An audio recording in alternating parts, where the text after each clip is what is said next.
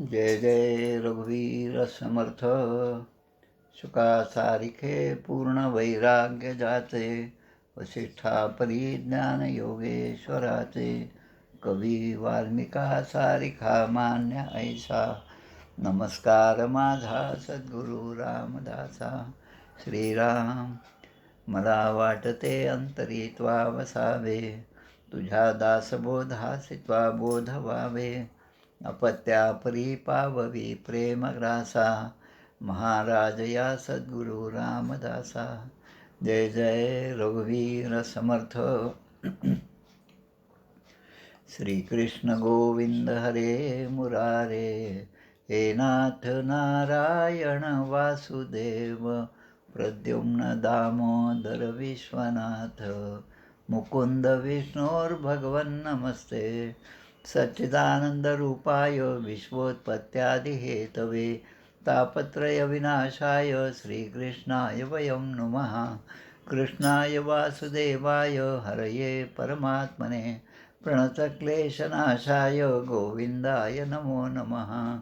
वसुदेवसुतं देवं कंसचाणूरमर्दनं, देवकी परमानन्दं कृष्णं वन्दे जगद्गुरुं.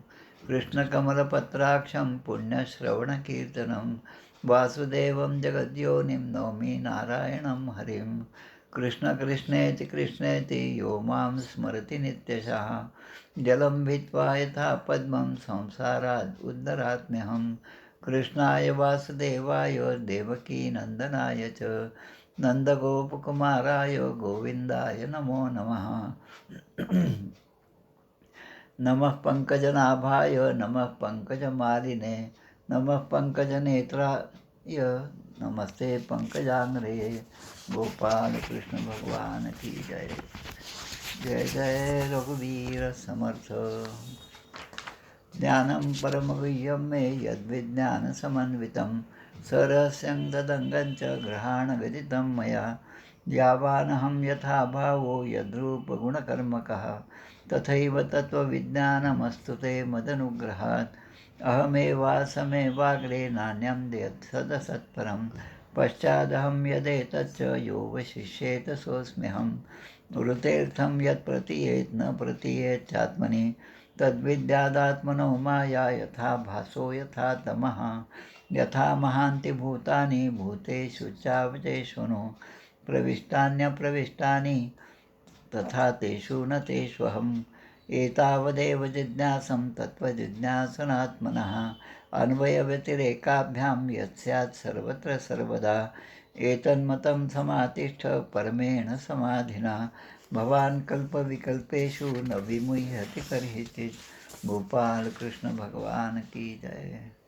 चतुर्थ स्कंध अवतरणिका. स्वयंभुव मनोकन्यका झाल्या विश्ववंशावळिका, प्रथमोध्यायनिका चतुर्थ स्कंधी तयाचा. द्वितीयोध्यायी दक्ष प्रजापती दुर्वचन बोले शिवाप्रती. तृतीयोध्यायी सती इच्छी यज्ञ महोत्सव. सतीचा अग्निप्रवेश निवेदिला चतुर्थोध्यायास. वीरभद्रकृत यज्ञविध्वंस दक्षवध पंचमोध्यायी. ब्रह्मादिक देवता कैलासी प्रसन्न करीती शिवाशी, ते षष्ठाध्यायाशी दक्ष यज्ञपूर्ती सप्तमी. अष्टमोध्यायी ध्रुव वनगमन. नवमोध्यायी ध्रुव तपस्या पूर्ण. उत्तमवध ध्रुव यक्ष रक्षण, ते वर्णन दशमोध्यायी. स्वयंभुवाचा ध्रुवाशी उपदेश युद्धबंध एकादशोध्यायास. कुबेर वरदान ध्रुवास विष्णुपदप्राप्ती द्वादशाशी. ध्रुववंश वर्णन अंगचरित्र. त्रयोदशी कथा पवित्र. चतुर्दशी वेन विचित्र, जन्मला नष्टात्मा. राजा पृथ्वीचे निर्माण. राज्याभिषेक पंचदशी छान. पृथ्वीशी स्थविती बंदीजन षोडशोध्यायी. पृथुकोप पृथ्वीकृत स्तुती सप्तदशोध्यायी कथाती. पृथ्वीदोहन अष्टादशोध्यायाप्रती. 19 शताश्वमेध. पृथ्वीच्या यज्ञशाळेमधून प्रसन्नत्वे भगवत दर्शन, ते 20व्याचे निरूपण प्रजेशी उपदेश 21.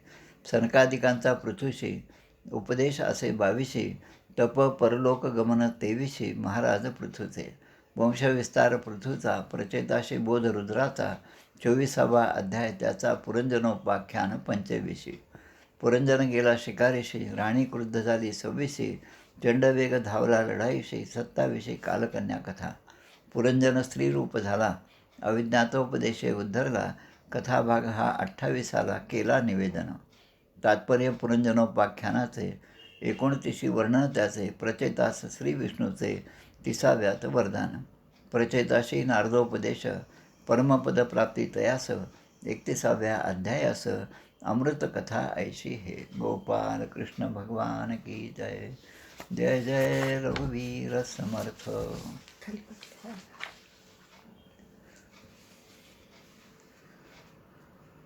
श्रीमद भागवत स्कंद 4 अध्याय 14.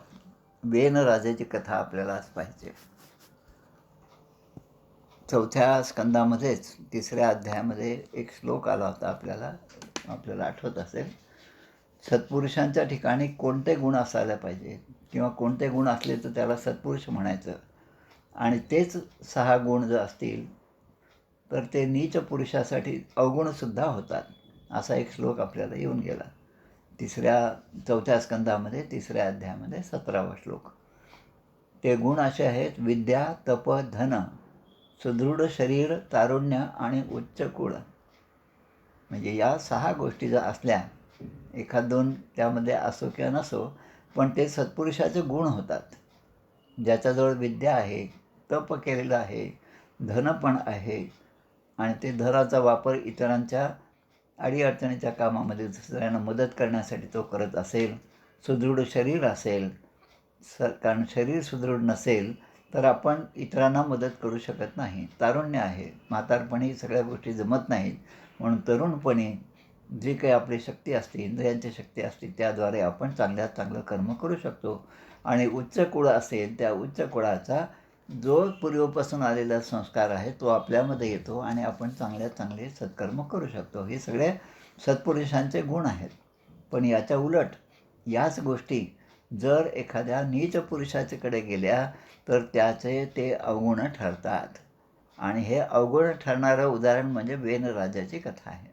ध्रुव वंशामध्ये आपण पाहिलं, आता जे आपण अवतरणिका 4थ्या अध्यायाची 4थ्या स्कंदाची दररोज वाचत असतो दरवेळेस, त्यावरून आपल्या लक्षात येतं प्रत्येक अध्यायाचं 1-2 शब्दामध्येच त्याने वर्णन केलेलं आहे. आणि ते वर्णन ऐकलं की लगेच आपल्याला त्या अध्यायातला जो काही क्रम आहे तो आपल्या लक्षात येतो.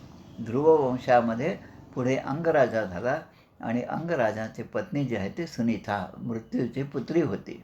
अंगराजा खूप चांगले होते, पण त्या दोघांना पुत्र नव्हता, आणि मग पुढे पुत्र प्राप्त झाला आणि त्याचं नाव वेन. सुरुवातीला आपण जेव्हा श्रीमद भागवत महात्म्य पाहिलं त्यामध्ये धुंदुकारी, धुंदुली, आत्मदेव आणि गोकर्ण यांची कथा आपण पाहिली.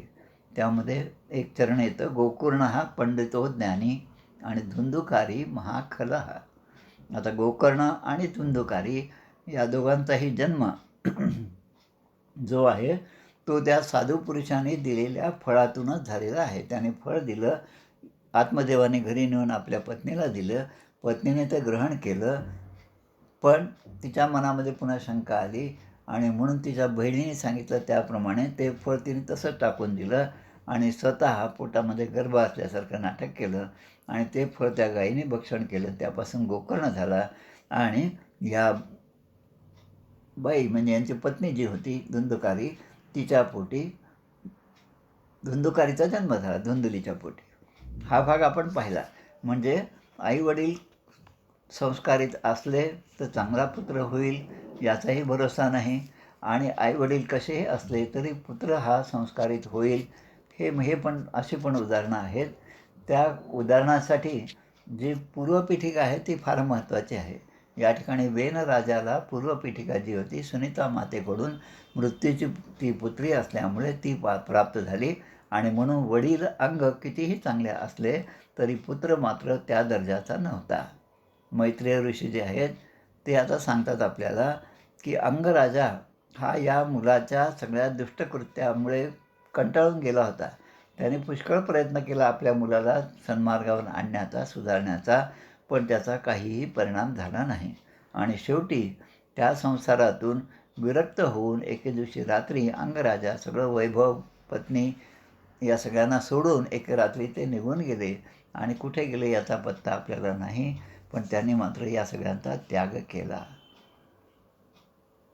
आता अंगराजा निघून गेलेला आहे. राज्याला राजा नाही. त्यांचं राज्य म्हणजे काय असं महाराष्ट्र, कर्नाटक असं काही सीमित असं नव्हतं. संपूर्ण पृथ्वीवर राज्य करणारे हे राजे आहेत.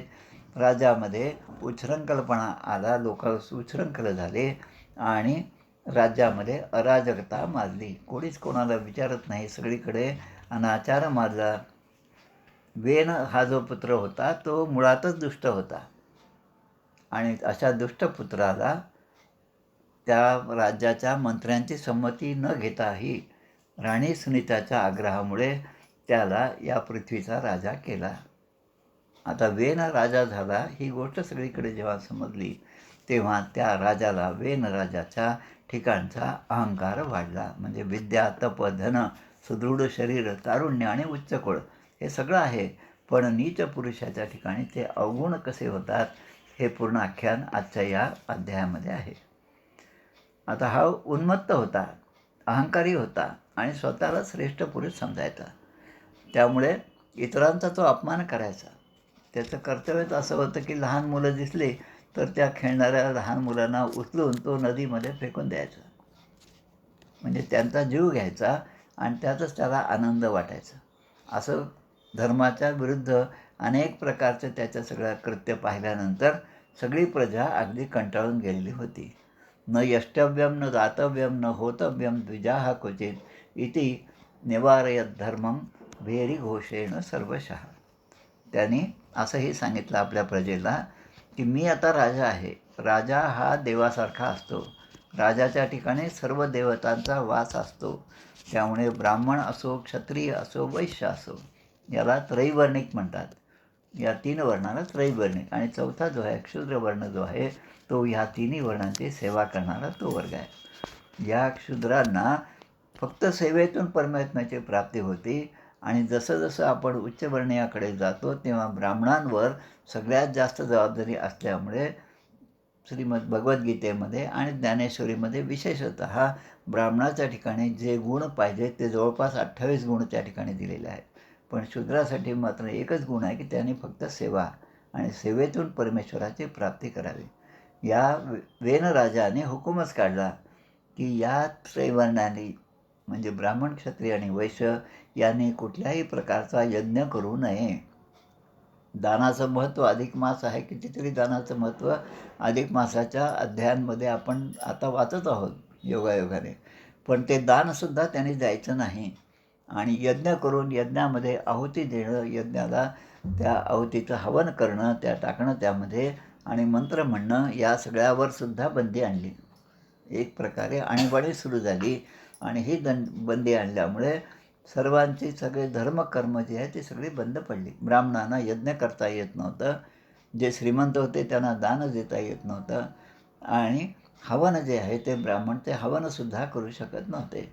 असं झाल्यामुळे सगळीकडे सगळा धर्माचाच लोप व्हायला लागला. गीतेमध्ये 3ऱ्या अध्यायामध्ये श्लोक येतो, अन्नात भवती भूतानी पर्जन्यात अन्नसंभवः यज्ञात भवती पर्जन्यो यज्ञकर्म समुद्भवः. म्हणजे सगळ्या प्राणीमात्रांची उत्पत्ती ही अन्नापासून होत आहे. अन्नमय शरीर आहे आपलं. अन्न असल्याशिवाय शरीराचं पोषण होत नाही आणि ते अन्न कशापासून उत्पन्न होतं ते पर्जन्यापासून अन्न उत्पन्न होतं आणि तो पर्जन्यसुद्धा यज्ञापासून निर्माण होतो. पाऊस जो आहे तो यज्ञाचाच भाग, यज्ञाचाच परिणाम म्हणून पाऊस पडतो आणि यज्ञामध्ये ज्या आहुती दिल्या जातात त्या आहुती त्या दृष्टीने फार महत्त्वाच्या आहेत. आणि यज्ञातील आहुती म्हणजे काय असेल तर आपण आपल्या जीवनामध्ये करत असणारं प्रत्येक कर्म ही त्या यज्ञाची आहुती आहे. अहम वैश्वानरो भूत्वा प्राणिनां देहमाश्रितः प्राणापान समायुक्त पचाम्यन्नम चतुर्विधम. साधं जेवण जरी असेल तर तो प्रत्येक घास ही आपण त्या यज्ञामध्ये दिलेली आहुतीच आहे आणि म्हणून आहुती देताना जसं आपण इंद्राय नमः, इंद्राय स्वाहा असं म्हणून ती आहुती देतो तसंच या ठिकाणी जेवतानासुद्धा परमेश्वराचं नामस्मरण करणं हे महत्त्वाचं आहे आणि तसं केलं तरच ते भोजनसुद्धा यज्ञाप्रमाणे होईल. त्यामुळे यामध्ये सांगितलं की जर तुम्ही असं जर कर्म करत असाल तर ते तुमचं प्रत्येक कर्म हे यज्ञ होईल.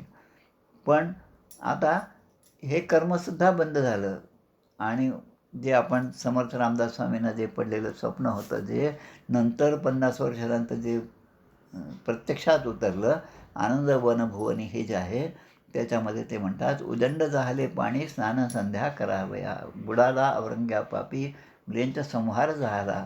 केव्हा? तर जेव्हा छत्रपती शिवाजी महाराजांना राज्याभिषेक झाला.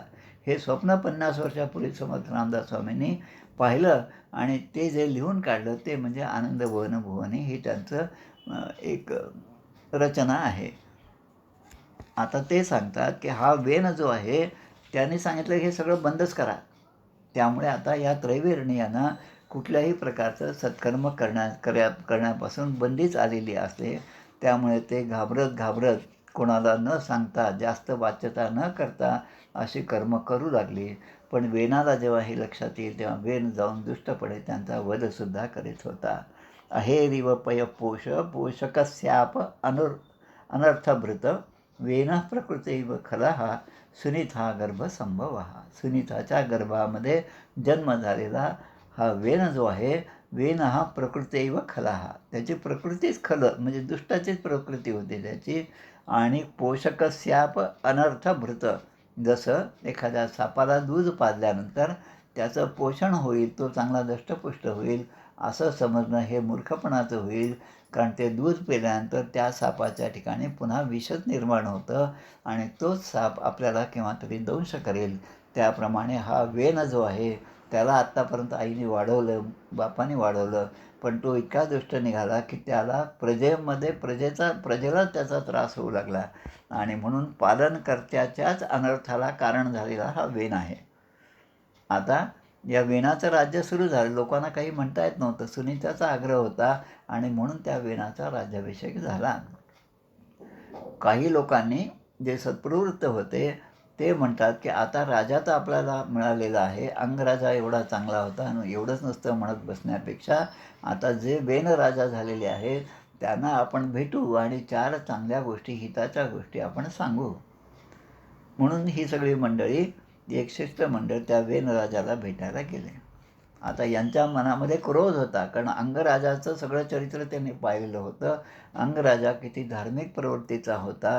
हे यज्ञयाग असेल किंवा सगळे कर्म जे आहे, दान आहे, या सगळ्याला प्रोत्साहन देणारा तो राजा होता. पण आता त्याच्या पार्श्वभूमीवर हे वेनाचं राज्य आलेलं आहे आणि म्हणून मनातला क्रोध जो आहे तो आवरला त्या सगळ्यांनी आणि ते त्याला हिताच्या गोष्टी सांगण्यासाठी निघून गेले. नृपवर्य निबोधयत तद्यते विज्ञापयाम भोः आयुश्री बल कीर्तिनाम तव तात विवर्धनम. की राजा, आम्ही तुला काही हिताच्या गोष्टी सांगण्यासाठी आलो आहोत, त्याकडे तू फक्त लक्ष देऊन ऐक. कारण तुझं आयुष्य जे आहे त्यामधलं ऐश्वर, बल आणि कीर्ती हे वृद्धिंगत होईल अशा प्रकारचा उपदेश आम्ही तुला करणार आहोत. पुढे ते म्हणतात, धर्म आचरितः पुंसान वाङ् मनः काय बुद्धिभिः लोकान विशोकान वितर तथ्यानंत्यम संगिनाम. म्हणजे माणसाने मन, वाणी आणि शरीर आणि बुद्धी 4 गोष्टी दिल्यात. मन, वाणी, शरीर आणि बुद्धी या 4हीचा उपयोग करून धर्माचे पालन केले पाहिजे. मनामध्ये सद्विचार आले पाहिजे. शरीराने जे कर्म करायचं ते सगळं सत्कर्म असलं पाहिजे. बुद्धीने वाईट गोष्टींचा त्याग करून चांगल्या गोष्टीकडेच आपली बुद्धी वळवली पाहिजे आणि यानेच धर्माचं खऱ्या अर्थाने पालन होतं. आणि असं जर आपण केलं या 4ही गोष्टीमुळे, आपण म्हणतो कायेन मनसा, तसं आचरण जर आपण केलं तर स्वर्गाधिक शोकरहित अशा लोकांची आपल्याला प्राप्ती होते. आणि जर याच गोष्टी, आता हे जे करतो आपण चांगल्या गोष्टीसाठी करतो, पण त्यामध्ये एक आपला सकाम भाव असतो. पण जर निष्काम भावाने केलं, हेतू आणि स्वार्थ बाजूला ठेवून आपण इतरांसाठी जर केलं तर तोच धर्म त्याला उच्च अशा पदावर, मोक्षपदावर घेऊन जातो. म्हणजे सत्कर्म वेगळं आणि त्यामध्ये पुन्हा हेतू आणि स्वार्थ बाजूला ठेवून केलेलं, निष्काम भावनेने केलेलं प्रत्येक कर्म हे मात्र मोक्षपदाला प्राप्त करण्यासाठी महत्त्वाचं ठरतं. म्हणून राजा, ही सगळी मंडळी राजाला समजावून सांगत आहेत की प्रजेचा कल्याणरूप धर्म आपल्यामुळे नष्ट होता कामा नये. प्रत्येकाने हाच विचार केला पाहिजे. राष्ट्रधर्म, राष्ट्राचं कल्याण ज्यामध्ये आहे त्याच गोष्टी माझ्याकडून झाल्या पाहिजेत. राष्ट्रविरोधी कृत्य जर असेल ते माझ्याकडून होत असेल तर मी या राज्याचा नागरिक नाही. जे आता पेपरमध्ये सगळे जे चालू आहे, UCC असो कुठेही असो, त्यामध्ये जी लोकांचे वक्तव्य येतात, जी सत्प्रवृत्त आहेत, ते या सगळ्या चांगल्या गोष्टींचं स्वागत करतात. आणि जे नीच पुरुष आहेत, जे अवगुणी आहेत, ते मात्र या प्रत्येकामध्ये काही ना काही खोट पाहत असतात. कारण त्यांचा तो स्वभावच आहे. कारण ते त्याशिवाय इतर चांगल्या गोष्टीचा विचारच करू शकत नाही. आणि म्हणून प्रजेचे कल्याणरूप जो आहे, कल्याण जे आहे प्रजेचं, ते आपल्यामुळे नष्ट होता कामा नये असा विचार या सगळ्यांनी या वेनराजाला सांगितला. आणि जर का धर्म नष्ट झाला तर आपण ऐश्वर्याला मुक्त, राजाचं ऐश्वर जे आहे ते सुद्धा समाप्त होईल. जे स्वातंत्र्य मिळालेलं आहे, इतक्या लोकांच्या आहुतीनंतर मिळालेलं स्वातंत्र्य आहे, ते सुद्धा आपण गमावून बसू अशा प्रकारे ते सांगत आहेत. गीतेमध्ये पुन्हा श्लोक येतो, कुलक्षये प्रणश्यती कुलधर्मा सनातनः धर्मे नष्टे कुलं कृष्णम अधर्मोभी भवत पुनः. त्यामुळे धर्म नष्ट झाला तर आपलं ऐश्वर्यसुद्धा नष्ट होईल असं सगळं त्या वेनराजाला समजावून सांगितले आहेत. एक श्लोक आहे, विद्या विवादाय धनं मदाय शक्ती परेशां परपीडनाय खलस्य साधोर विपरीतमेतत् ज्ञानाय दानाय च रक्षणाय. दुष्ट मनुष्याला त्याच्याजवळ असणारी विद्या जी आहे, दुष्ट असेल तो तर त्या विद्येचा उपयोग तो भांडण्यासाठी करेल. त्या विद्येमुळे त्याच्या ठिकाणी धन असेल तरी त्या धनाचा उपयोग इतरांना मदत करण्यासाठी करणार नाही, पण त्या धनामुळे त्याच्या ठिकाणी मद निर्माण होईल आणि गर्व निर्माण होईल. दुसरीकडे त्याच्याकडे शक्ती संपन्न तो जर असेल तर ती शक्ती दुसऱ्यांना त्रास देण्यासाठी तो उपयोगात आणेल. सज्जनांच्या बाबतीमध्ये याच गोष्टी अगदी उलट्या प्रकारे असतात. सज्जनांच्या ठिकाणी विद्या असेल तर तो विद्या दान देईल. कुठल्याही गोष्टींची अपेक्षा न करता जे जे आपणास ठावे ते ते इतरास शिकवावे, शहाणे करून सोडावे सकळ जन. त्यांच्याकडे धन असेल तर आपल्या धनाचा नुसताच संचय न करता त्या धनाचा उपयोग इतरांसाठी, इतरांच्या भल्यासाठी करेल. सर्वोत्तमी चित्तवित्त जे आहे त्याचा वापर तो करत राहील. आणि त्याच्या ठिकाणी शक्ती असेल, सद्गुणात सत्प्रवृत्त माणसाच्या, सज्जनाच्या ठिकाणी शक्ती असेल तर त्याचा उपयोग ते इतरांच्या रक्षणासाठी करतील, असा तो श्लोक आहे.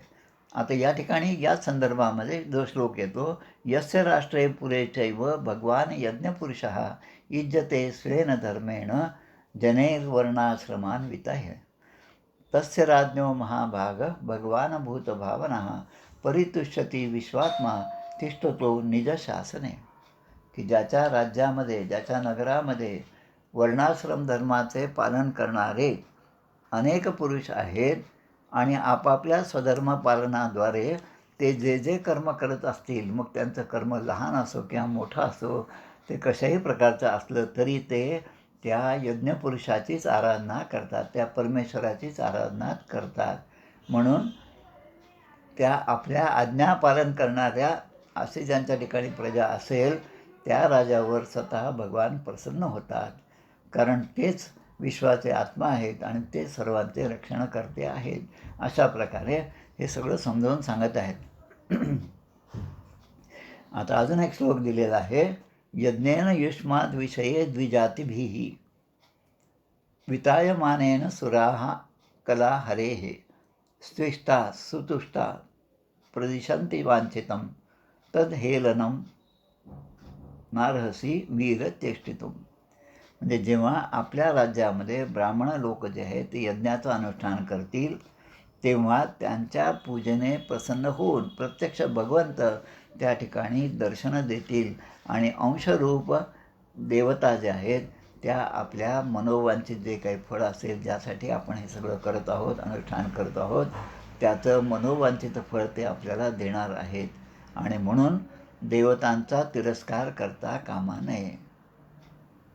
आम्हाला आवडत नाही, आता हे नवीनच फॅड काढलं, रोज कुठे मंदिरात जात असतात का, अशा विचाराचे जे माणसं आहेत त्यांच्यासाठी हा श्लोक फार महत्त्वाचा आहे, की आपण देवतांचा तिरस्कार करता कामा नये. देव दिसला तर नमस्कार करावा, वेळ असेल तर खाली उतरून तिथे जाऊन दर्शन घ्यावं, पण त्याची अवहेलना करणं हे मात्र फार मोठं पाप आहे. हेलन नावाची नटी होती. हा हेलन शब्द जो आहे तो संस्कृतमधला शब्द आहे. अवहेलना ज्याला आपण मराठीमध्ये म्हणतो तो शब्द आहे. म्हणून या ठिकाणी त्याचासुद्धा उच्चार केलेला आहे. आता एवढं सगळं तत्त्वज्ञान वेन राजा, ज्याला कशाचीच गरज नाही, किंबहुना धर्माच्या विरुद्ध ज्याचं आचरण आहे, त्याला हे सगळं सांगायला गेले, शिकवायला गेले.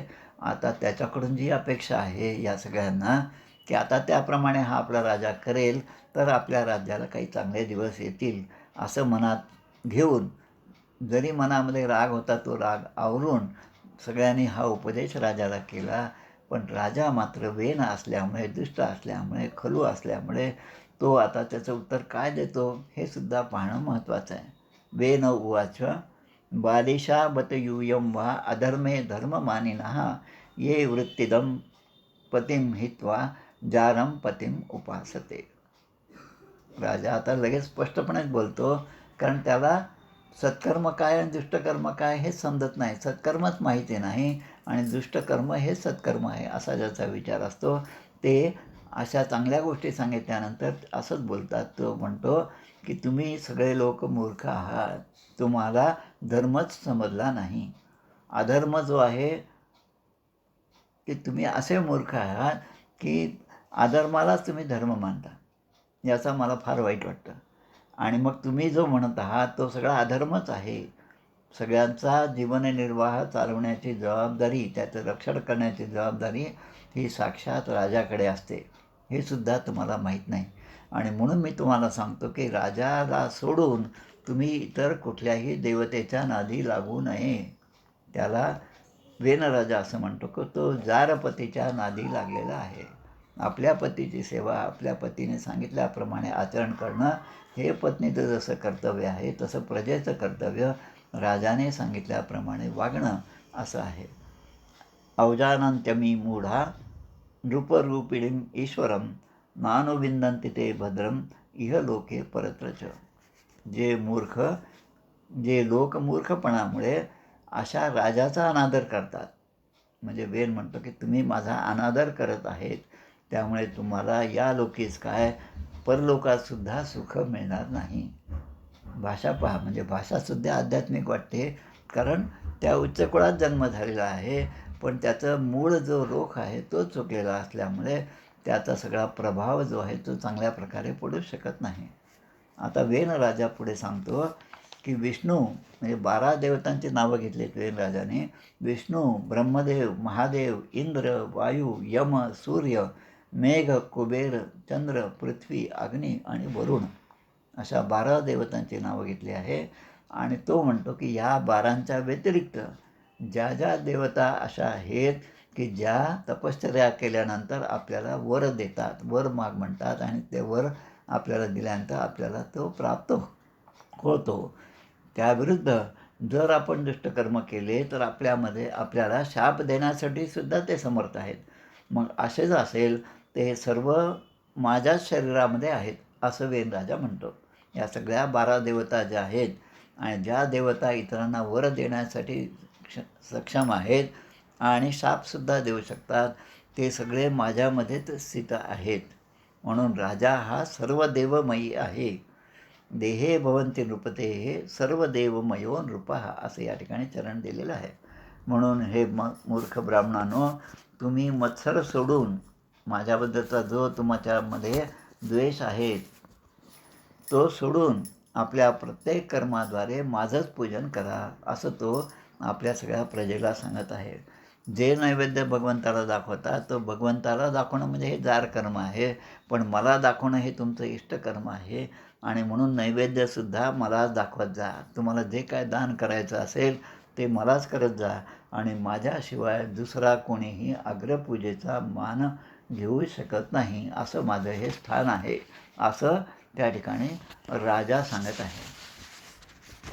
आता हे सगळं झाल्यावर मैत्रेय ऋषी जे आहेत ते मैत्रेय ऋषी आपल्याला सांगतात की विपरीत बुद्धीमुळे, म्हणजे मैत्रेय सांगत आहेत विदुरांना, आणि मग ही कथा हळूहळू सूत शौनकादी ऋषींपासून आपल्यापर्यंत या गोरखपूर प्रेसचं जे आहे त्यांच्या माध्यमातून श्रीमद भागवताच्या रूपाने आपल्यापर्यंत हे असे अनेक ग्रंथ, जे त्यातला मुख्य जी रचना आहे ती कित्येक काळाची, कित्येक वर्षाची होती, ती सगळी आपल्याला आज उपलब्ध आहे. त्याचा आपण वापर करून घेतला पाहिजे आणि आपलं जीवन सुधारलं पाहिजे.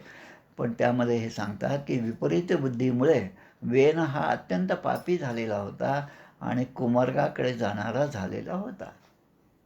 आता असं आहे की जे दुष्ट कर्म करतात, जे धर्माच्या विरुद्ध कर्म करतात, त्यांचं जे पुण्य पूर्वजन्मीचं असतं ते हळूहळू क्षीण होतं जातं. आपण पाहतो सन्मार्गाने जो जातो त्याला जीवन जगण्यामध्ये अनेक अडथळे येतात आणि अनमार्गाने, दुष्ट मार्गाने, विपरीत मार्गाने धर्माच्या विरुद्ध वागून जो राहतो तो खूप सुखात आहे असं आपल्याला दिसतं. अनेक उदाहरणं आपल्याकडे दिसतात. पण यामध्ये एक लक्षात घ्यायचं की असं जे कर्म करतो त्यांचं पुण्य जे आहे हळूहळू क्षीण होतं जातं. वेनाचं पुण्य क्षीण होत झालं. म्हणून मुनी आणि प्रजेने दिलेला जो उपदेश होता तो त्याने धुडकावून लावला. असंच भगवान श्रीकृष्ण दुर्योधनाकडे, धृतराष्ट्राकडे जेव्हा गेले युद्ध होऊ नये यासाठी, त्यावेळेस त्याने सगळं सांगितलं, पण या लोकांना त्याचा सांगण्याचा, त्याचा उपदेश जो आहे तो सगळ्यांनी धुडकावून लावला होता. त्याने खूप प्रयत्न केले भगवान श्रीकृष्णाने, पण ते दुष्टबुद्धीचे असल्यामुळे त्यांच्यावर काहीच परिणाम झाला नाही. सुईच्या टोकावर मावण्याएवढी मातीचा कणसुद्धा आम्ही त्या पांडवांना देणार नाही, असं ते वाक्य आहे. म्हणून सर्वजण या ठिकाणी त्या वेनावरच संतापले. जे जे त्या ठिकाणी गेले त्यांना ते सगळे हिताच्या गोष्टी सांगणाऱ्या, तर ते सगळे लोक संतापले. आता त्यांनीच विचार केला, हन्यताम एष पाप प्रकृती दारुणः जीवन जगता सावाशु कुरुते भस्मसात ध्रुवम. त्याने विचार केला की याला इतक्या चांगल्या गोष्टी आपण सांगितल्या, पण त्या गोष्टीकडे याचं काही लक्ष नाही आणि स्वतःची उन्नती करावी हा मुळामध्ये विचारच नाही. मुळामध्ये आपण बदललं पाहिजे हा एक ठाम विचार माणसाच्या मनामध्ये आला पाहिजे आणि मग त्यासाठी मग मी काय काय केलं पाहिजे याचा आपण धांडोळा घेतला पाहिजे. बद्ध जो आहे त्याला काही समजत नाही, पण जो मुमुक्ष आहे तो त्या अंधारातून बाहेर पडण्याचा मार्ग शोधत असतो. कोणतं स्तोत्र म्हणू, कोणती उपासना करू, कोणाच्या दर्शनासाठी जाऊ आणि मी कसं माझं नित्यकर्म करू, असे विचार, असे प्रश्न तो जाणकारांना विचारत असतो. पण या ठिकाणी या दुष्ट स्वभावाच्या वेनाला या कुठल्याच गोष्टीची काही गरज नव्हती, म्हणून त्याने सगळ्या गोष्टीचा स्वीकार कुठल्याच गोष्टीचा केला नाही, चांगल्या गोष्टीचा. आणि म्हणून सगळेजण म्हणतात की या दुष्ट स्वभावाच्या वेनाला आता मारूनच टाकलं पाहिजे. आता मारणं ही सुद्धा हत्या आहे आणि हे सगळे ब्राह्मण होते जे वर देण्यासाठी सक्षम होते आणि शाप देण्यासाठी सुद्धा त्यांच्या ठिकाणी अधिकार होता. त्या ब्राह्मणाने फक्त काय केलं असेल, कारण हा जर जिवंत राहिला तर हा सगळ्या जगाचाच भस्म करून टाकेल आणि सिंहासनासाठी ही गोष्ट योग्य नाही. हा मुळामध्येच निर्लज्ज आहे, कारण स्वतः आपल्या तोंडाने हा भगवान विष्णूची निंदा करीत आहेत. ज्या विष्णूने या सगळ्या जगाची निर्मिती केली, पालन केलं, पोषण केलं आणि पुढे ते संहारसुद्धा करत आहेत, त्या भगवान विष्णूचं सामर्थ्य केवढं आहे हे या अज्ञानी वेनाला समजत नाही, म्हणून हा निंदा करीत आहे. सर्व ऋषींनी आपल्या मनातला क्रोध जो आहे तो त्या ठिकाणी व्यक्त केला आणि भगवंताची निंदा केल्यामुळे वेन जो आहे तो अगोदरच मरणप्राय झाला होता आणि आता त्या ऋषीमुनींच्या केवळ हुंकाराने म्हणजे मनात विचार आणल्याबरोबर इकडे वेन जो आहे तो गतप्राण झाला. निजग्नुर हुंकृतै नैव वैनम हतमच्युत निंदया. अशा प्रकारे या ठिकाणी म्हणलेलं आहे. सर्व ऋषी, मग हे सगळं कथा झाल्यानंतर सर्व ऋषी आपापल्या आश्रमाकडे परत गेले. वेनाची माता जी आहे सुनीता, ती त्या ठिकाणी वेनाच्या प्रेताकडे पाहत त्या ठिकाणी शोकाकुलावस्थेमध्ये त्या ठिकाणी बसलेली आहे. आणि या मातेने त्या वेनाचं शव जो आहे, पार्थिव जो आहे, त्याचं पुढे रक्षण केलेलं आहे असं दिलेलं आहे. एका मोठ्या तेलाच्या मोठ्या भांड्यामध्ये वेनाचं शव ठेवण्यात आलं, त्यामध्ये तेल टाकण्यात आलं आणि ते वेनाचं प्रेत चांगलं राहावं यासाठी त्या ठिकाणी काही वनस्पतीसुद्धा त्यामध्ये आणून टाकल्या आणि ते पूर्ण त्यांनी व्यवस्थित ठेवलेलं आहे. आता पृथ्वीचा रक्षण करता कोणी राहिला नाही, देशामध्ये अराजकता मानली आहे, असं सगळीकडे चर्चा सुरू झाली. ब्राह्मणः समदृक्शान्तो दीनानां समुपेक्षकः स्रवते ब्रह्म तस्यापि भिन्न भांडात पयो यथा. सगळ्यांनी विचार केला की ब्राह्मण खऱ्या अर्थाने समदर्शी आहेत, शांत स्वभावाचे आहेत, पण दीनांची उपेक्षा केल्याने त्यांचा या सगळ्या सद्गुणांचा उपयोग जसा होत नाही तसं झालेलं आहे. जसं एखाद्या घड्यामधून दूध टाकावं आपण आणि ते दूध सहजपणे बाहेर नष्ट व्हावं, निघून जावं, वाहून जावं, त्याप्रमाणे आपले सत्कर्म झालेले आहेत. आता हा पण त्यांनी विचार केला की या राजर्षी अंगाचा हा वंश आहे, वेन हा अंगाचा पुत्र आहे आणि ही सगळी परंपरा त्या ध्रुवापासून झालेली आहे, ज्या ध्रुवाने 5व्या वर्षी आपल्या तपश्चर्येमुळे भगवंताला आपलंसं केलेलं होतं आणि 36,000 वर्ष करण्याचा आशीर्वाद त्या भगवंताकडून प्राप्त केला होता. अशा त्या ध्रुवाच्या वंशातील हा वेन आहे आणि म्हणून या वंशाचं रक्षण झालं पाहिजे असं सगळ्यांनी एक चांगली गोष्ट मनामध्ये आणली. त्या ठिकाणी अमोघ शक्ती आहे आणि भगवतपरायण असे राजे या ध्रुववंशामध्ये आजपर्यंत झालेले आहेत आणि म्हणून याला असं नष्ट होता कामा नये, याच्यापासून आपल्याला काहीतरी केलं पाहिजे असं सगळे विचार करत राहिले. आणि विचार केल्यावर जसं आपण पाहतो एखादं व्यक्ती मृत झालेली आहे, त्याचं शरीर आहे त्या ठिकाणी, त्यातला आत्मा निघून गेलेला आहे, ते शरीर जसं होतं तसं आपल्याला समोर दिसत आहे, पण काही वेळ काही तास त्याच्यामधल्या जे काही पेशी असतील त्या जिवंतच असतात. हळूहळू त्या क्षीण होत जातात, हळूहळू शरीर काळं हिरवं पडत जातं. हे हळूहळू जसं घडत असतं तसं त्या मृत बेडाचं शरीर त्या तेलामध्ये ठेवून त्यांनी चांगल्या प्रकारे ते त्याचंच रक्षणच केलं होतं आणि म्हणून या ब्राह्मणाने एकत्र येऊन मंत्र म्हणत त्या राजाची मांडी जी आहे ती जोरजोरात घुसळली. ज्याप्रमाणे दूध जे आहे ते त्यावर प्रक्रिया केल्यानंतर त्याचं दही होतं, दह्यामध्ये घुसळून काढल्यावर मग लोणी येतं, मग तूप येतं. हे जसं आहे तसं या ठिकाणी त्या वेनाच्या मांडीला घुसळून काढल्यानंतर त्यापासून एक बुटका असा पुरुष निर्माण झाला. म्हणजे वेनाची पाप प्रवृत्ती जी आहे ती त्या पुरुषाने घेतली. तो कसा होता ते सुद्धा या ठिकाणी सांगितलेलं आहे. त्याचा रंग अगदी काळा होता, अगदी कावळ्यासारखा काळा होता. तो अत्यंत लहान होता. त्याचे हात पाय फारच लहान होते, पण जबडा मात्र, चेहरा जो आहे तो मात्र पुष्कळ मोठा होता. नाक मात्र चपटं होतं असंही लिहिलं आहे आणि त्याचे डोळे एकदम लाल होते, पाहिल्यानंतर कोणीही घाबरून जाईल. आणि केस मात्र जसे काळे आणि पांढरे असतात तसे त्याचे केस तांबूस असे होते असं या ठिकाणी वर्णन केलेलं आहे. आता हा जो पुरुष आहे त्या ठिकाणी निर्माण झाल्याबरोबर सांगतात की आता हा कोण आहे.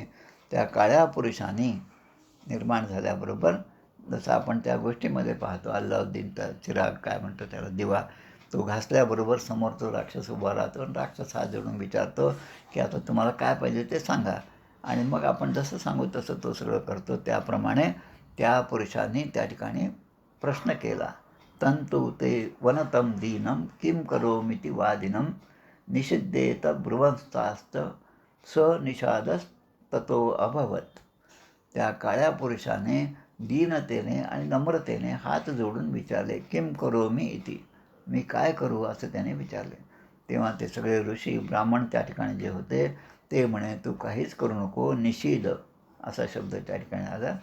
निषीदेत्य ब्रुवंस्तांस्त निषादस्ततो अभवत, की तू शांत बस, काहीच करू नको, एवढं त्याने सांगितलं. तो पुरुष, त्या पुरुषाने, त्या काळ्या पुरुषाने जन्मताच वेनाच्या ठिकाणी असणारी जी दुष्ट प्रवृत्ती होती ती आपल्यामध्ये ग्रहण केली. म्हणजे त्या वेनाच्या शरीरापासून सगळी दुष्ट प्रवृत्ती ही निघून गेली. एका दृष्टीने त्याने आपल्यावर उपकारच केलेले आहेत. आता तो राजधानीमध्ये, त्या नगरामध्ये, 4 लोकांच्या वस्तीमध्ये न राहता तो काळा पुरुष जो आहे तो निघून अरण्यामध्ये निघून गेला. आणि हिंसा, लूटमार, पापकर्म करण्यामध्ये व्यग्र असणारी जी जात आहे ती त्या ठिकाणी अरण्यामध्ये राहायला लागली. त्याचेच वंशज म्हणजे निषाद हे आहे. एक जात त्यामध्ये निर्माण झाली. आणि या निषाद याच्याच मधला एक जो आहे, जो या महाभारतातलं एक पात्र आहे, ते म्हणजे एकलव्य. द्रोणाचार्यांकडून सगळी शिक्षा ज्यांनी ग्रहण केली तो एकलव्यसुद्धा याच जातीचे होते. मग त्या पुरुषाने हे सगळं केल्यानंतर आता या ठिकाणी हा अध्याय जो आहे तो अध्याय या ठिकाणी पूर्ण होत आहे. इथे श्रीमद्भागवते महापुराणे पारमहंस्यां संहितायां चतुर्थस्कंधे पृथुचरित्रे निषादोत्पत्ती नाम, पृथू महाराजांचं चरित्र आहे. म्हणजे आता या 3-4 अध्यायामध्ये निषादाची उत्पत्ती कशी झाली तो चतुर्दशोध्याय. श्रीकृष्णार्पणमस्तु. आता पुढचे जे अध्यायात आपण उद्या पाहणार आहोत त्यामध्ये महाराज पृथूचा आविर्भाव, पृथू कसे निर्माण झाले आणि त्यांना राज्याभिषेक कसा झाला, आणि त्याचप्रमाणे बंदीजनांकडून पृथ्वीची स्तुती हा भाग आपण पाहणार आहोत. आणि याच पृथ्वीराजाने पृथ्वीवर क्रोध येऊन पृथ्वीला रागवलेला आहे आणि त्या पृथ्वीने पुन्हा क्षमा मागून या पृथ्वीराजाची स्तुतीसुद्धा केलेली आहे. असे 3 भाग आपण उद्या आणि नंतरच्या भागात पाहणार आहोत. त्यामुळे या ठिकाणी थांबूया. गोपाल कृष्ण भगवान की जय. जय जय रघुवीर समर्थ.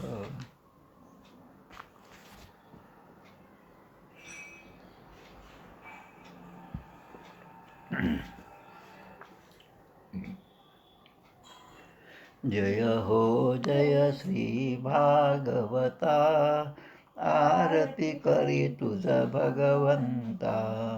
जय हो जय श्री भागवता, आरती करी तुझ भगवंता.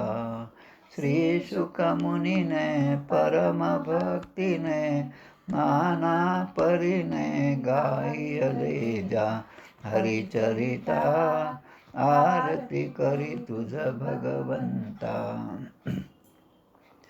वेद तरुचे मधुर फळ, स्वादुरसे जे सोज्वळ.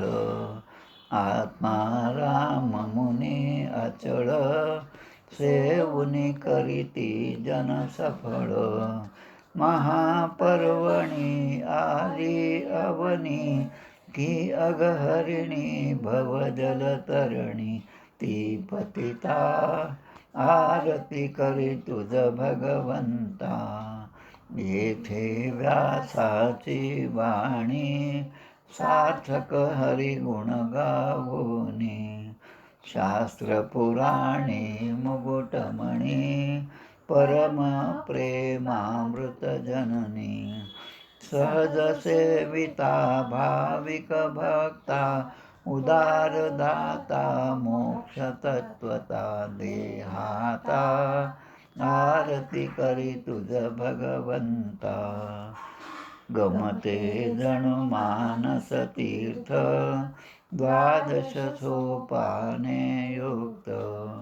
निर्मल भक्ती जले भरित, विहरे हरिहंस चितेथ. श्लोक सुकुमले संत अधिकुले, सेवुनि रमले भान विसरले.